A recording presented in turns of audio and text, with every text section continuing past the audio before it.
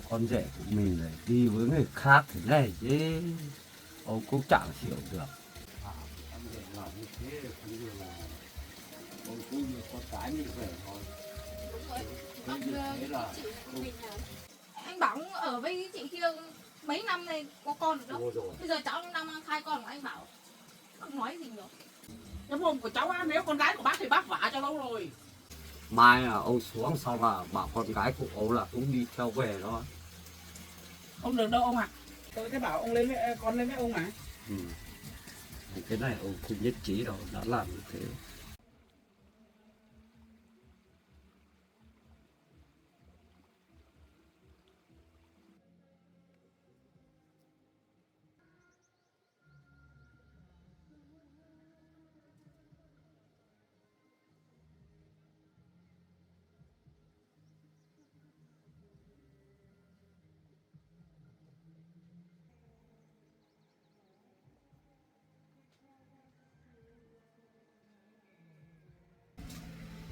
Chỉ biết làm không biết xuống đây là chẳng nghề.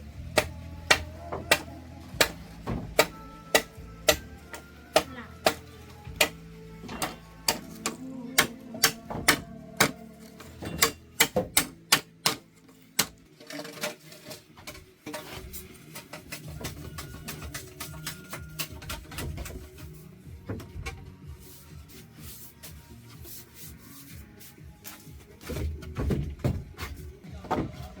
được không? Việc chặt.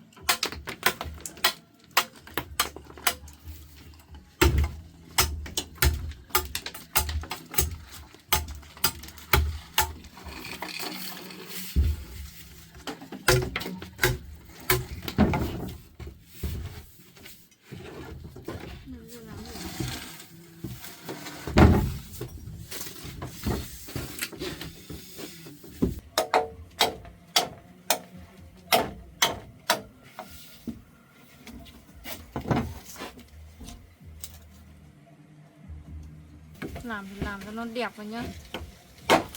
Tí nữa lại không đi là chị khóc ngủ.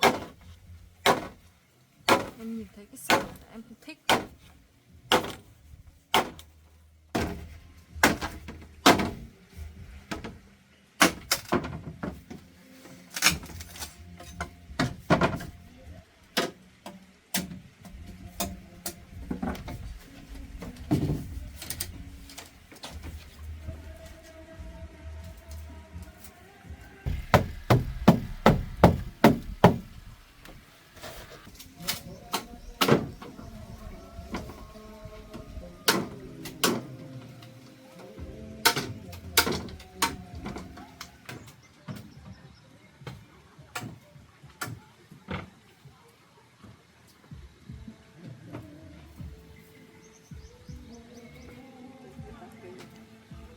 Cái này có phải hộ con mình. Con đang làm gì đấy? Lập cho nào con? Ai hộ đấy? Bảo làm cho con á, cho cháu á. Thật không con?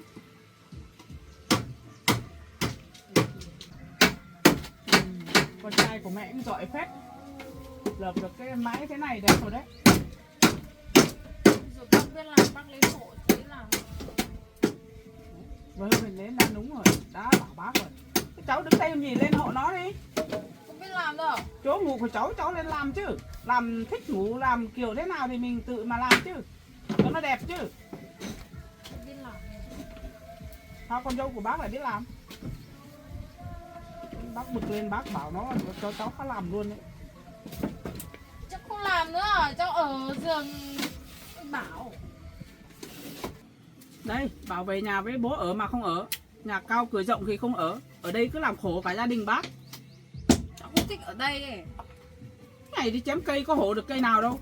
Bố đi hộ được, kéo về đến đây là bắt đầu là nói vào có công việc đi rồi. Là đi rồi. Thế bố cháu đi chặt tròn chưa được à? Cháu bầu này không bắt cháu đi chặt cây kéo cây à? Có phải bố mới mình bố cháu đâu. Cả nhà bác đi hộ nhau. Hai mẹ con phải đi hộ. Bố cháu đi hộ được còn gì. Về bảo hộ dựng hộ lợp cái này cũng bảo có việc đi thôi. Lấy về đến đây thì gia đình bà khá làm. Đấy. Thế ai bắt đi làm đâu? Không làm cháu cứ ngủ vào cái giường của con cháu bác thế này được à? Tranh nó ngủ thế này được à? Nói thế này mà cũng nói được. Thế bác về đây làm gì? Bác về đây cãi nhau với cháu à? Làm thì đến cãi nhau. Về đây hộ con cháu bác làm cho cháu ngủ đây này. Thế cái làm đi nói Bỏ tao nó làm thế này cháu chẳng thấy thương nó à? Cái cháu vẫn đang hộ rồi từ sáng cháu làm thế. Hộ cứ đứng nhìn thế này thôi. Thế này là hộ à? Cháu lấy cây cho chứ. Không nói nhiều ấy. Lấy một cây nó mỗi lấy cây nó khác nhảy xuống được lấy được. Chẳng qua là cháu đứng ở đây là thấy ấy thì gượng quá thì cháu cố lấy cây cho nó thôi. Cái gì với cháu nữa. Bác còn ở đây từ sáng rồi mà bác biết. Không biết từ lâu rồi. Bác không biết tính cháu rồi thừa biết. Làm gì tự mình làm. Nói xong là bây giờ á, nói xong mai bố về á lại mách bố bảo mẹ anh bảo lúc nào cũng chửi con. Thế chả thế à, vừa mới đến đây là chửi rồi. Từ nãy cháu làm ở đây bác cứ nói nhiều. Đâu làm cái gì đâu, làm được cái gì đâu. Cái này thì con trai bác làm, còn cái này con dâu bác làm. Cái dưới này từ hôm kia rồi bác với con dâu bác làm rồi còn gì nữa.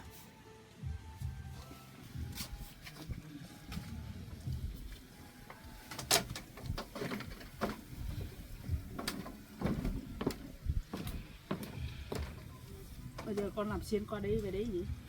Đúng rồi, phải cắt đấy rồi. Cắt dưới này.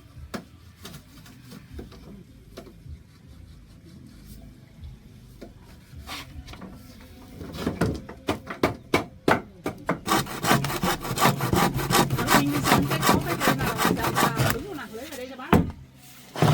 Con ơi, thôi. Theo mẹ nghĩ thì làm thế này thôi con ạ, không phải cắt nữa.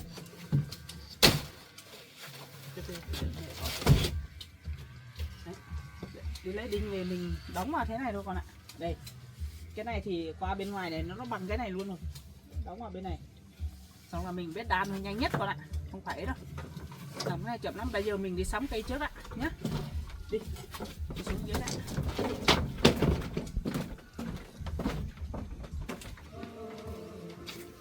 Bác làm chắc. Sao không chắc? Thế này nó mới chắc đấy. Lo cái gì báo, cứ làm chắc là được rồi.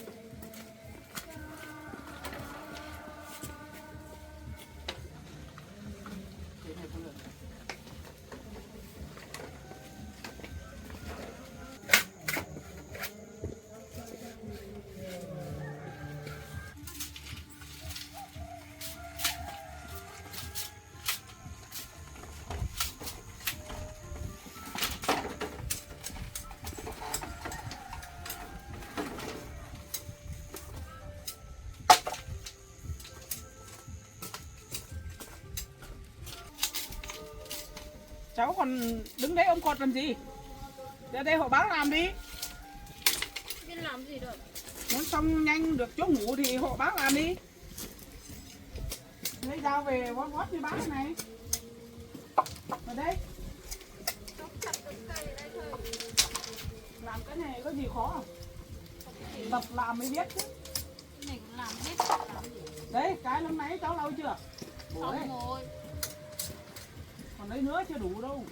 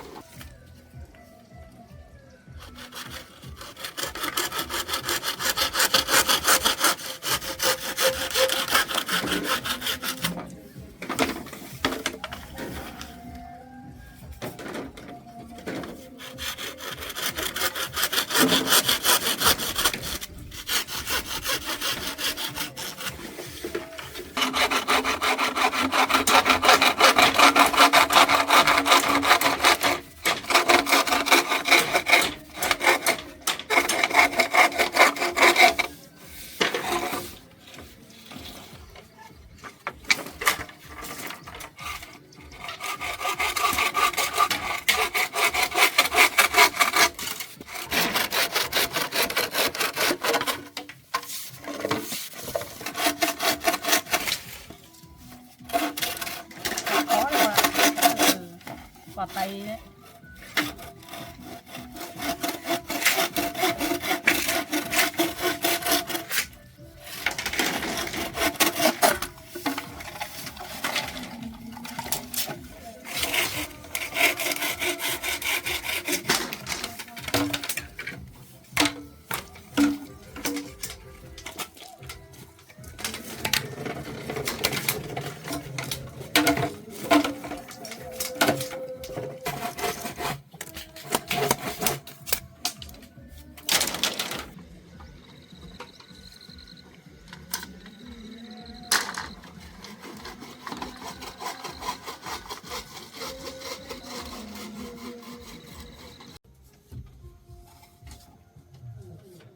Từ hai đám nhé, sau chia đều cái cây này đấy nhá.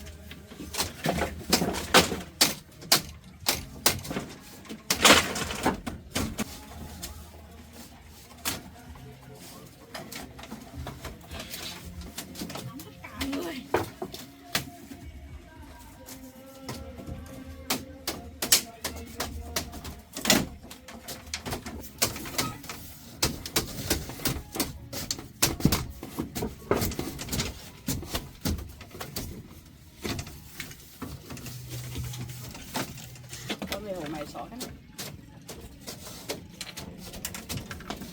đủ ba gãi trong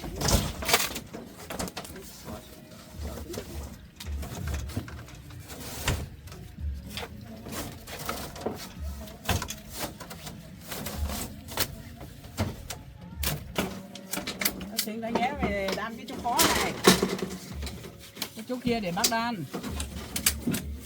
Không biết làm.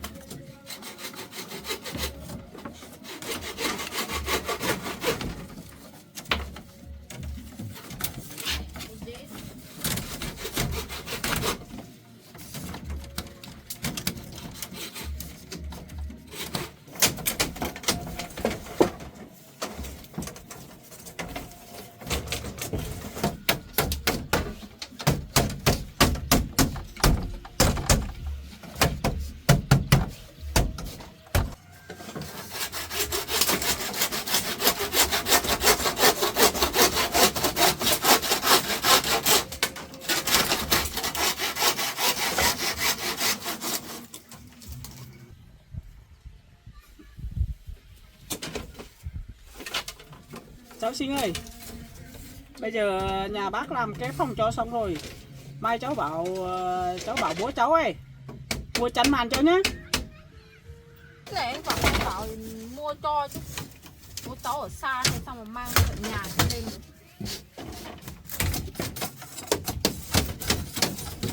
Chắn chiếu thì bố cháu khác tự lo chứ. Bây giờ nhà bác đã cho cháu ở rồi, trông cháu rồi, làm cho ăn cho ngủ cho cháu rồi. Bây giờ còn bác mua, gia đình bác còn mua cả chăn cả chiếu cho cháu á, làm ấy. Anh bảo đi làm về mua cho luôn đi còn. Không, trai bác còn lo cho vợ con, nó còn chưa xong, mua cho cháu được chưa? Cái đấy thì bố cháu phải giúp bác. Cháu không làm.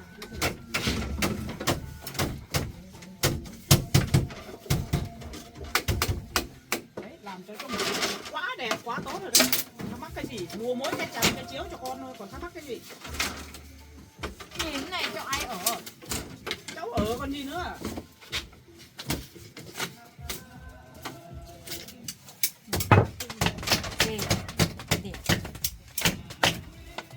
Cháu lẩm bẩm cái gì ấy?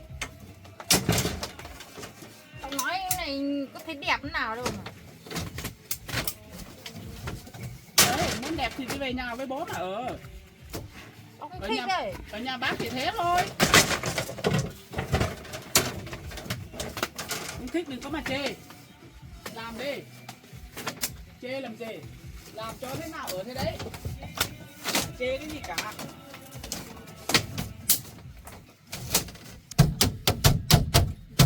Bà ơi, làm xong chỗ này thì bà không có ai tranh chỗ ngủ bà rồi bà. Bà ngủ thoải mái rồi. Rồi cái Sinh làm chỗ này cho cái Sinh ngủ rồi bà.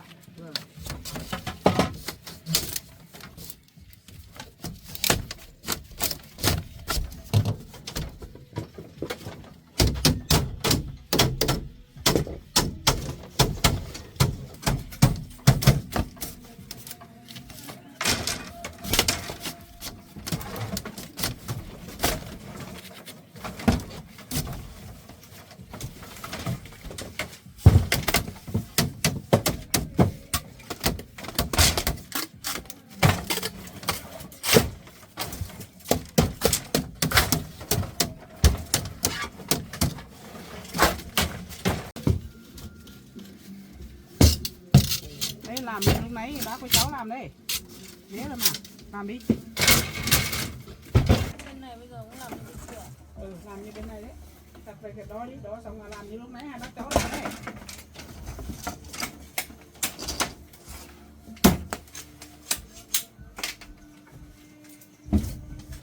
Tất cả gia đình bác thì làm cái chỗ này thì vì cái đứa con ở trong bụng cháu đấy. Cái con của anh bảo chấp nhận. Đấy, vì thế bác mới phải chấp nhận làm cho ăn cũng ngủ cho cháu. Còn riêng để ra thì không bao giờ bác không chấp nhận cháu đâu. Nếu mà không nuôi được thì đứa con đấy về đây cho bác thế này thôi, cho con dâu của bác nuôi. Ai cho con Không, bác nói thế thôi. Bảo cho bảo đi ở với cháu thì bác không cho ở đi được đâu. cháu để ra Nuôi được còn tốt. Sợ không nuôi được không thì ở đây bác cũng không thừa. Bác không chấp nhận cháu.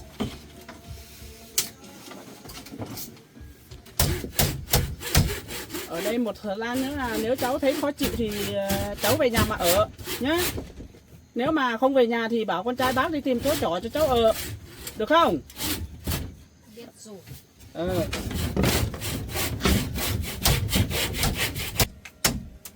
Con ơi. Cây này chắc không đủ đâu con ạ. Chắc con phải đi chặt 2-3 cây nữa là đủ con ạ. Cái này để mẹ Kha Đan nhé. Cái gì Kha Đan. Thế đi làm cẩn thận nhé con nhé.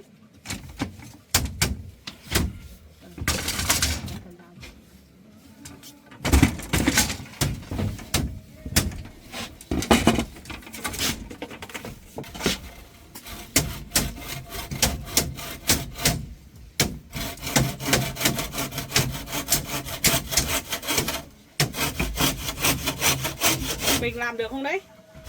Không làm được sang đây hộ bác đan cái này xong là bác hộ làm bên kia. Hai người cho nó dễ.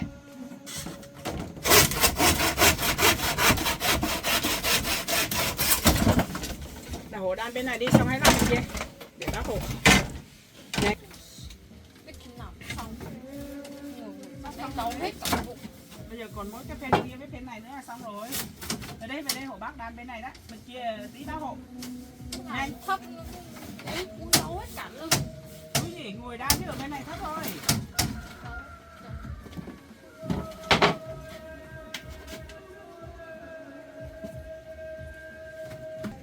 Bác có bầu này, bác kiểu cái cảm giác ngồi lâu này, đau hết cả bụng, tê hết cả chân. Thì đứng dậy. Không biết thì lúc mình lại làm, ai bắt cháu ngồi suốt đâu.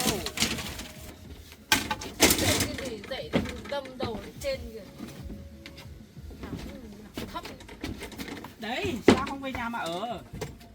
Cứ đòi ở đây. Thấy chưa? Ngồi nghỉ nó đau hết cả chân.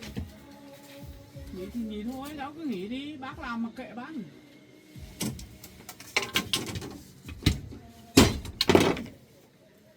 Bác không ép đâu mà. Chỉ về mách bố chỉ bác cho nó khó. Bác phải chịu cháu nhỉ. Không phải khó chịu.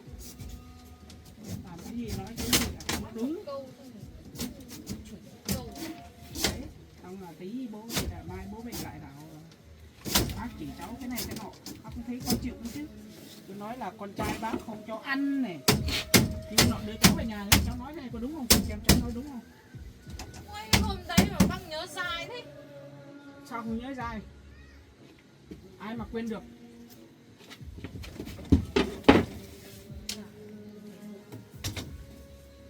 Hai cháu già cháu không biết, cháu không như bác đâu mà. Ít thôi nó đau chân lắm rồi đấy. Đứng dậy thôi mà, đứng dậy thôi mà. Đứng dậy xong về đây làm ở đây, đứng dậy một lúc xong về làm ở đây. Đứng ở đâu? Về chỗ này đứng. Thấy chưa?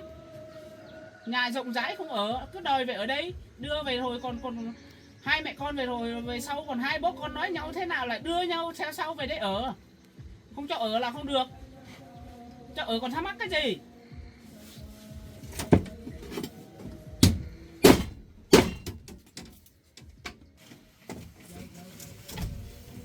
Đau hết chân cho đi vào nhà ngồi. Cháu khó chân như thế nào. Đấy. Làm mới tí là đã thế rồi. Xem con Bác không thấy cháu có bầu à? xem con dâu của bác nó có tội tình gì. Họ bóp chân cho cháu ấy, chân cháu đau quá.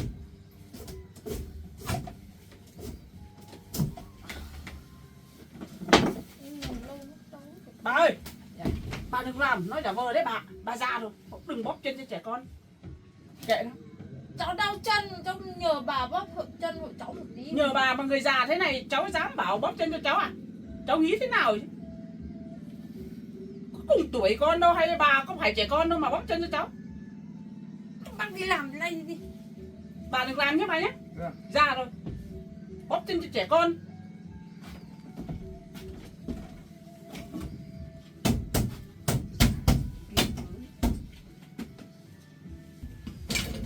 Bóp tí chân, tí rút.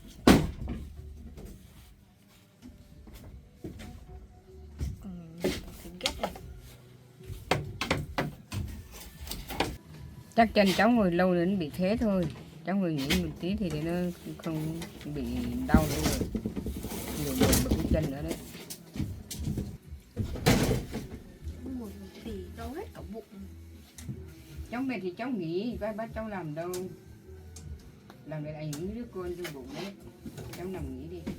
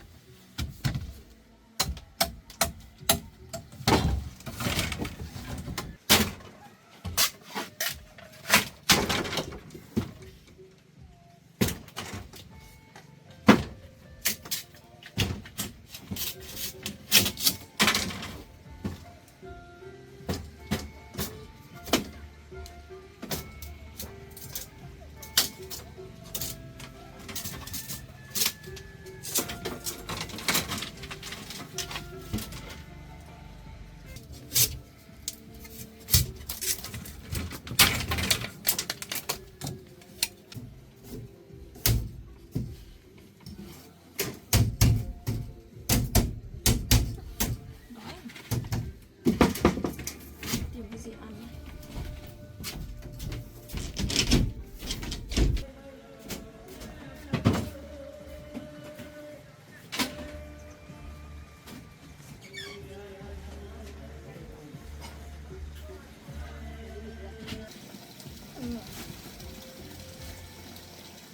Mình thêm đầy chuối đây mà đi đâu hết rồi?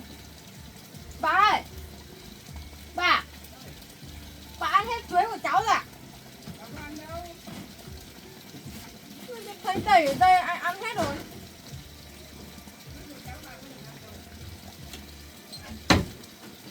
Đói mà chẳng có cái gì ăn. Mấy quả chuối một cái kia cũng ăn hết.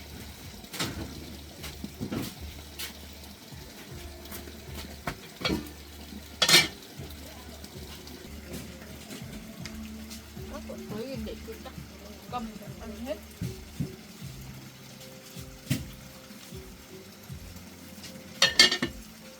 Không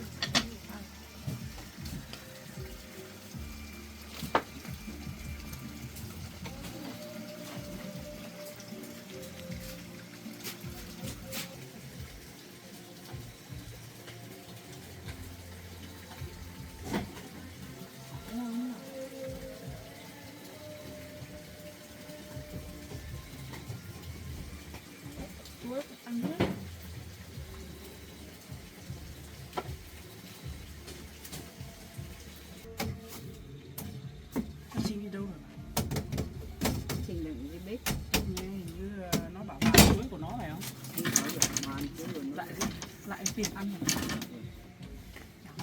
Cái này sẵn rồi. Ăn cũng ăn nhiều bà nhỉ. Được. Lười cũng lười.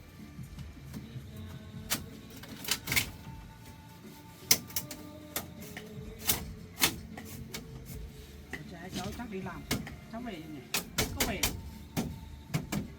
Tối như thế Tối về. Rồi bà thôi phải không? còn không nữa. Cháu thế. Một tí này đến một tí như đấy là nhỉ.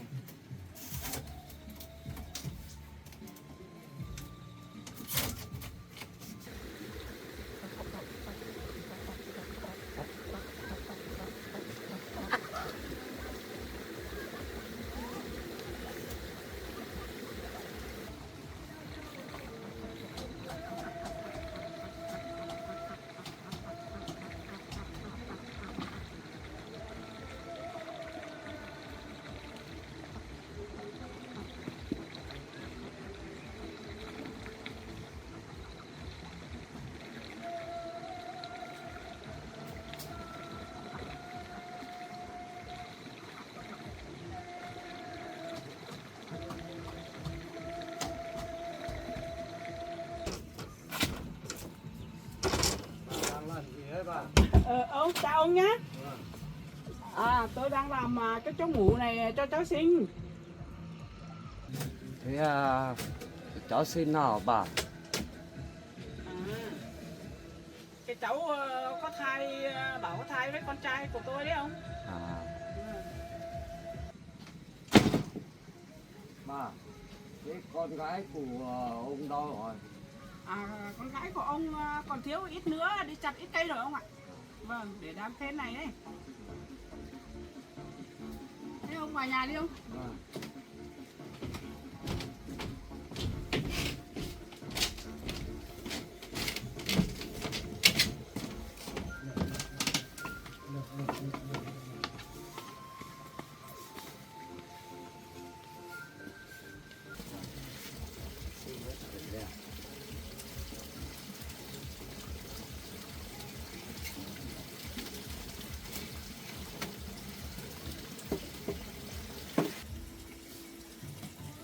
Sinh chưa về à? Vẫn ở đây à? Ông ơi, Vâng. cháu nói với ông á, cháu sinh thì hai mẹ con tôi cứ đưa về rồi. Về bố cháu lại không cho ở, lại đưa về đây ở. Bảo đứa cái thai trong bụng ấy là của con trai tôi. Không biết ông biết hay chưa biết? Ông chẳng biết đâu. Nhà bà mới nói biết thôi. Con nhanh đấy, con về rồi à? Thế bà về, bà xuống đây lên nói với ông mới biết rồi á. Tôi cũng định bảo các con vừa đi làm về à? cái thiếu ít cái nữa. Biết rồi, bố biết rồi. Cái chuyện này thì các con chưa lên, con trai tôi chưa lên nói với ông cho ông biết à? Thì bố cũng chẳng biết đâu. Thế bà về đến nhà bà mới nói thế ông mới xuống. Mới hỏi có phải thật không? Nãy bà xuống đây à con? Bảo ông ốm ấy. Con đang bảo ông ốm. Không có ốm đâu. Bây giờ tiền bảo ông ốm. Xin 2 triệu. Không có biết đâu, bà lúc nào cũng về đây xin tiền là cái gì? Bảo ông ốm, bà dối bảo ông ốm xuống đây xin tiền lấy thuốc cho ông uống. Bố có biết đâu. Cái này bố chẳng biết đâu bà. Vâng, đấy là bà dối các con đấy. Ông đang ngủ, ông lúc đấy ông ngủ, ông có biết đâu. Ông ạ, cái chuyện lúc nãy nói đến cháu sinh là đang dở dang. Nói với ông này, tôi cũng không muốn cho con dâu với lại con trai tôi bảo ông biết vì ông là yếu. Và tôi không muốn cho ông biết vì ông lại suy nghĩ buồn với con gái mình ấy. Tôi không muốn báo cho ông biết. Bản thân tôi tự giải quyết với con. Cái thai á, sau khi con trai tôi đi xét nghiệm về đúng là của con trai tôi thật ông ạ. Tôi cũng không biết làm thế nào nữa, tôi cũng buồn lắm ông ạ. Bây giờ thì không biết làm cách nào được. Mà đưa cháu sinh lên nhà thì bố cháu sinh không cho ở. Lại đưa xuống đây. Nên mấy mẹ con tôi mới làm cái trái kia là chỗ ngủ cho cháu sinh. Sao con rể của mình lại đi với người khác thế này chứ? Ông cũng chẳng hiểu được. Ông để làm như thế cũng được là ông cũng được con cái như vậy thôi. Đúng rồi. Nếu Bác như thế là chị này cũng về nhà. cũng không được đâu. Nếu Ông như ơi. thế Ông bình tĩnh ông ạ. Tôi còn chưa kể cho ông nghe đâu. Cái lỗi ấy là không phải tại con trai tôi đâu ông ạ. Lỗi là của cháu sinh này này. Bây giờ cháu nói bảo ông lấy con dâu của bác đi, cháu còn thích à? Nói tí là bảo bác kỹ, ông thông cảm tôi nhé. Chưa về có bên sông làm sao đâu. Không phải thế đâu ông ạ. Cái đấy là bị cháu sinh này ép buộc con trai của tôi Cháu ép đâu. đưa thuốc cho con trai tôi uống. Bây giờ tôi nói hết để bác nói được cái. Đưa thuốc cho con trai tôi uống ông ạ. Xong là con tôi bất tỉnh là không biết cái gì, là tối ấy mới là ngủ với cái cháu sinh mới có thai thôi ông ạ. Không phải yêu đương gì đâu ông ạ. Ông thông cảm cho con trai tôi và gia đình tôi thôi. không biết thế. Bây giờ như thế nào ông bảo đón con dâu tôi đi, tôi không cho con dâu tôi đi được đâu. Tôi không cho con dâu đi đâu mà cũng không cho bà đi đâu cả.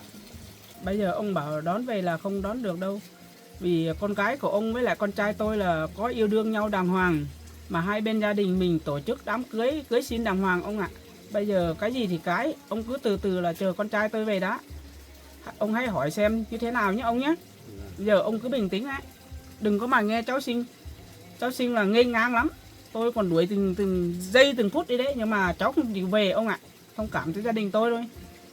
Bây giờ cũng đừng trách bên tôi nữa. Ông thông cảm cho bên tôi nhé.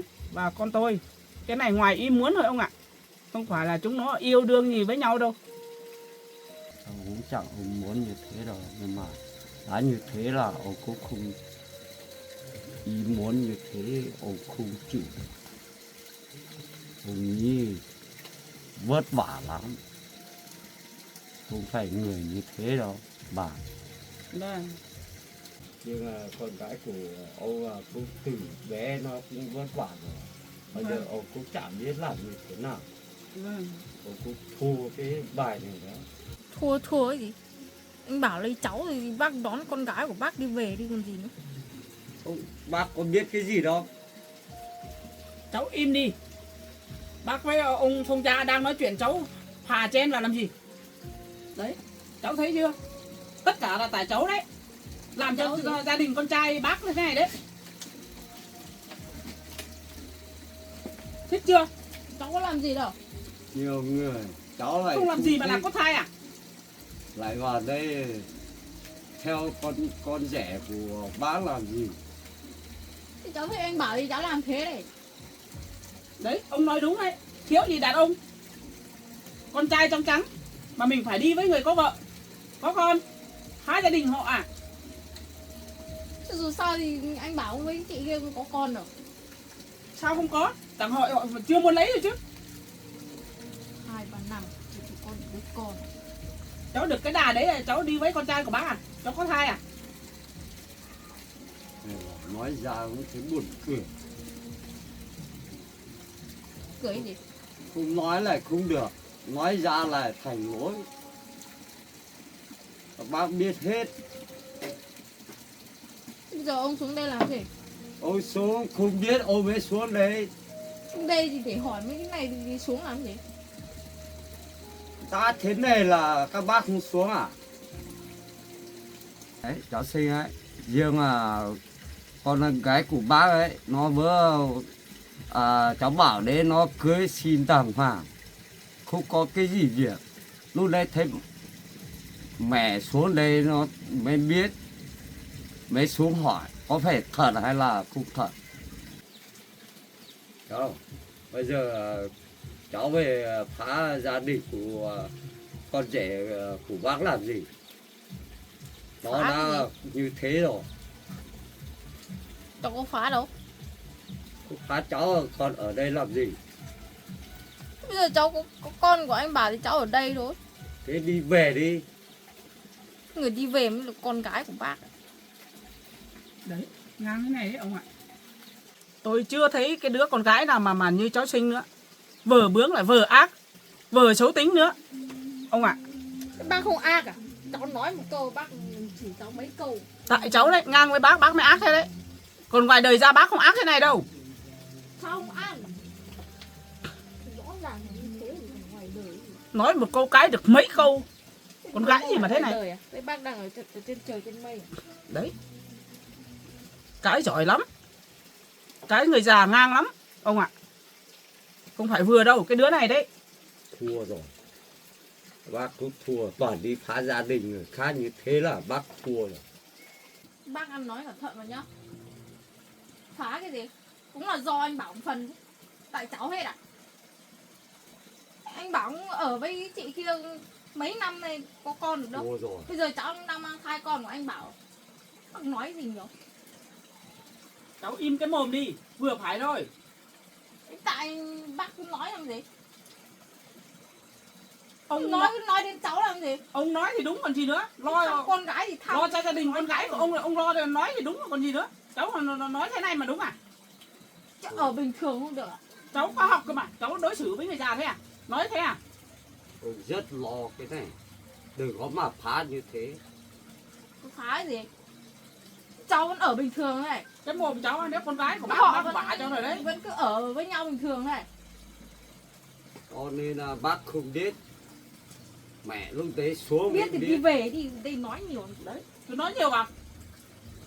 Cái mồm của cháu á, nếu con gái của bác thì bác vả cho lâu rồi. Chẳng qua cháu bác không dám vả vào thì nên tội cái này thôi. Thử xem. Cứ nói láo để thử thật đấy. Ông thông cảm nhé ông nhé. Bây giờ con trai tôi đi làm rồi cũng chưa về, chắc tối muộn mới về ông ạ. Con trai tôi về tôi khá bảo con trai tôi nên nói chuyện với ông nhé. Thông cảm cho gia đình tôi. Ông xuống thăm con thế này thì nếu mà ông không ở được thì con cứ về, ông cứ về đi nhé. Nếu mà ở được với con, ở đây ăn cơm với con được thì tốt quá. Nhưng mà ông không ở được thì ông cứ về. Chắc ông về thôi. Vâng.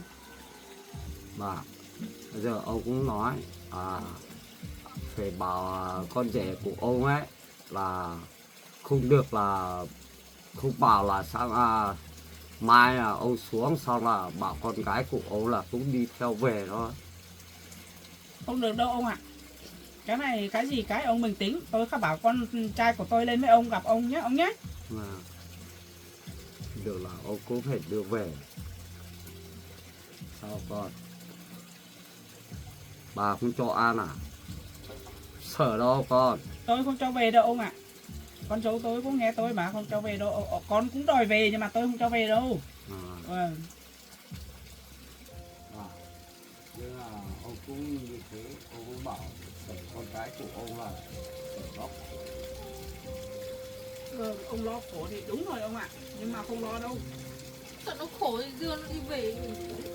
Đấy, Người ta đang nói chuyện thì nói luôn. thì cũng toàn như thế. Lo Thì sợ nó khổ thì đi mang đi về đi còn gì Ông nữa. cứ an tâm đi ông ạ. Ở với tôi thì không lo đâu. Còn có bà, còn có con trai tôi nữa, ông không lo đâu. Cháu thì làm gì được. Thế cháu nữa. Được là ông mang về. Không, ông cứ bình tĩnh đi. Tôi đã nói rồi. Khi nào thằng Bảo về tôi sẽ bảo nó chạy lên với ông thì nói chuyện với ông với bà cho nó đàng hoàng ông ạ. Bây giờ ông cứ bình tĩnh đi nhé. Thì cái người bà như thế không được là ông được mang về. Phải loạt cực khổ này nó cháu sinh làm như thế là không được. Cháu làm gì đâu. Đúng là ép buộc. Tại cháu đấy, ông mới bảo lấy con gái về đấy. Cháu làm gì đâu. Chẳng làm gì à? Có thai xong là vậy ở sờ nhà người ta này bảo không tại là làm gì à? Chẳng có anh có em gì mà ngồi ở đây bây giờ còn bảo không tại gì à? Nói thì bảo bác nói to nói gắt như với cháu. Gia đình người ta sờ này phải ở đây rồi còn bảo không tại cháu làm gì. Tại anh Bảo phần. Bây giờ cho gia đình bác khó xử. Cái gì mới tại cháu. Một mình cháu à? Cháu không cho thuốc là bảo ốm sao có thai với cháu. Mà các bạn tại anh Bảo.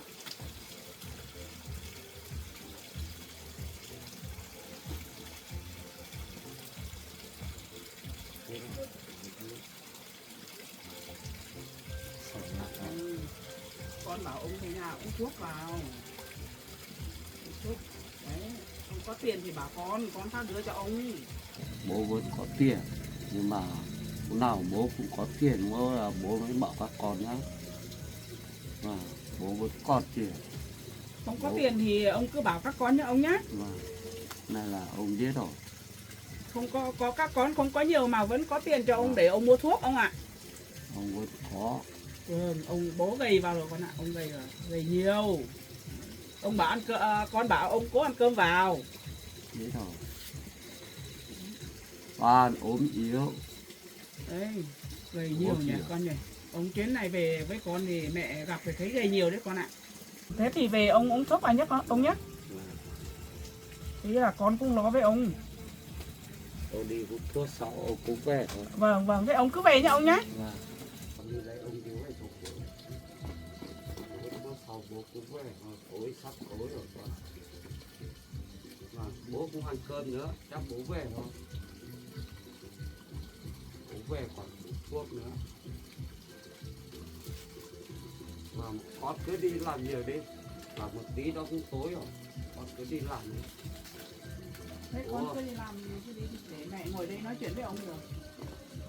Ông với bà nói chuyện một tí là chắc ông cũng về thôi.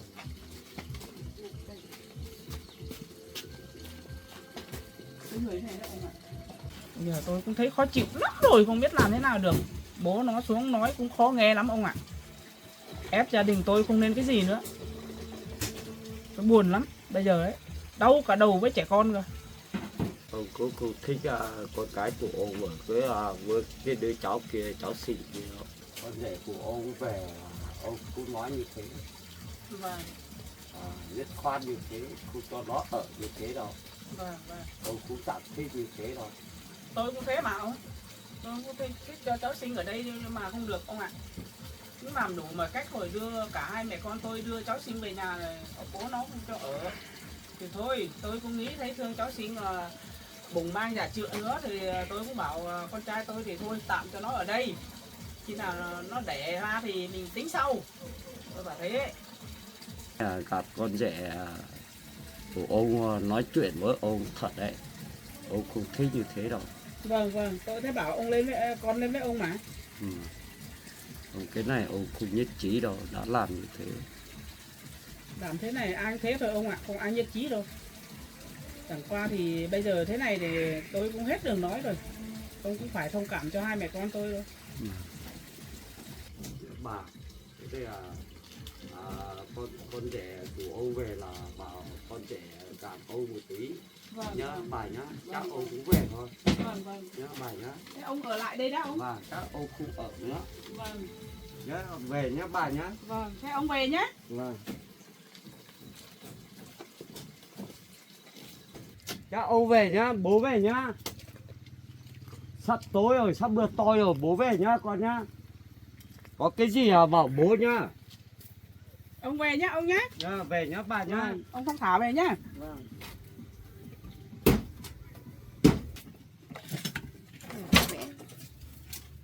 Về nhà gọi bố xuống đây. Bố đưa về luôn. Ở đây làm gì?